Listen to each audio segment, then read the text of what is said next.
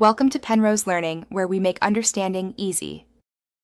In this video, I will explain how to recharge AC in a Honda Accord. Before starting, always prioritize safety by wearing protective eyewear and gloves. Next, locate the low-pressure service port, usually on the passenger side. Make sure your engine is running and the air conditioning is set to its highest fan speed and coldest temperature. This ensures the compressor is engaged and ready for the refrigerant. Once you're ready, firmly attach the Quick Connect fitting of your AC recharge kit to the low-pressure service port. The gauge on the kit will show your current system pressure.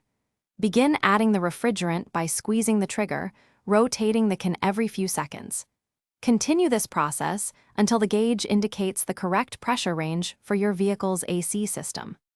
As you add refrigerant, keep a close eye on the pressure gauge to ensure you don't overcharge the system. Overcharging can cause more harm than good.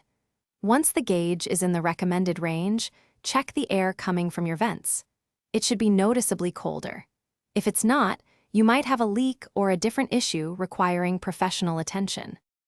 After achieving the desired coldness, carefully disconnect the recharge hose from the low-pressure port.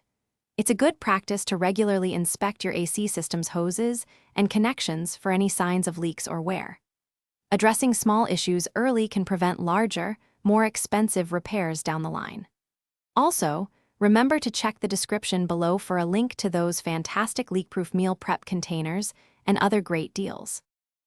Thanks for watching. If this was helpful, leave a like and consider subscribing. See you next time.